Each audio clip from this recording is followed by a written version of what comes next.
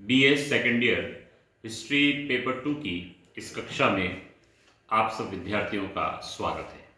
आज हम बात करेंगे माउंटबेटन प्लान 1947। 23 मार्च 1947 ईस्वी को लॉर्ड वेवल के स्थान पर लॉर्ड माउंटबेटन भारत के वायसरॉय नियुक्त हुए। उन्हें आदेश दिया गया था कि वे 30 जून 1948 ईस्वी से पहले भारतीयों के हाथ में सत्ता का हस्तांतरण कर दें। इसलिए उन्होंने भारत के राजनीतिक दलों के नेताओं से बातचीत शुरू कर दी। 3 जून 1947 ईस्वी को उन्होंने एक योजना प्रस्तावित की जिसे माउंटबेटन योजना कहते हैं।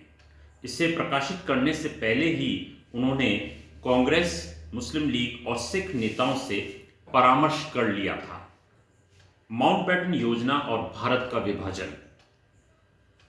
लॉर्ड माउंटबेटन ने 3 जून 1947 ईस्वी को अपनी योजना की घोषणा की।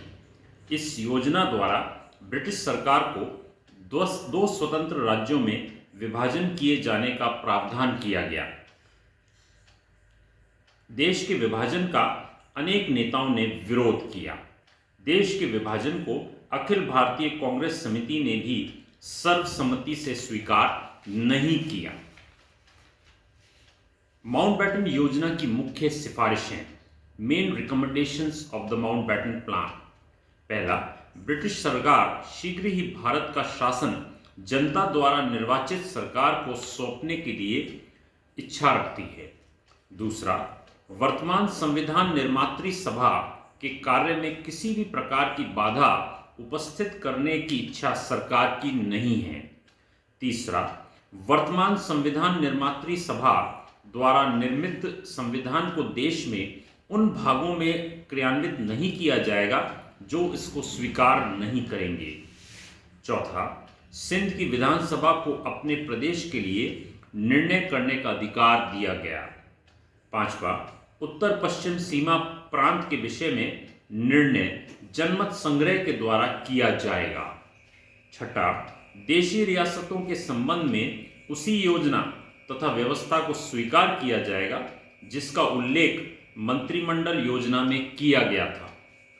सातवां, 1948 ईस्वी तक ब्रिटिश सरकार द्वारा सत्ता हस्तांतरण करने की प्रतीक्षा नहीं करेगी। ये 1947 ईस्वी में ही इस कार्य को संपन्न कर देगी। आठवां, भारत और पाकिस्तान को इस बात की पूर्ण स्वतंत्रता प्राप्त होगी कि वे यदि चाहें तो राष्ट्रमंडल की सदस्यता त्याग दें। नौवां, असम का सिलहट जिला चूंकि मुस्लिम बहुल था, इसलिए ये व्यवस्था की गई कि वहां की जनता जनमत संग्रह द्वारा निर्णय करे। मुस्लिम लीग ने इस योजना को स्वीकार नहीं किया। शुरू में कांग्रेस इस योजना के विरोध में थी, किंतु विचार विमर्श के बाद कांग्रेस ने इसे स्वीकार किया। बंगाल और पंजाब की विधानसभाओं ने विभाजन के पक्ष में मत दिया। पश्चिम बंगाल व पूर्वी पंजाब को भारतीय संघ में रखा गया। सिंध की विधानसभा ने पाकिस्तान में मिलने का निर्णय किया। सिलहट के जनमत संग्रह के अनुसार उसने पूर्वी बंगाल में रहना स्वीकार किया।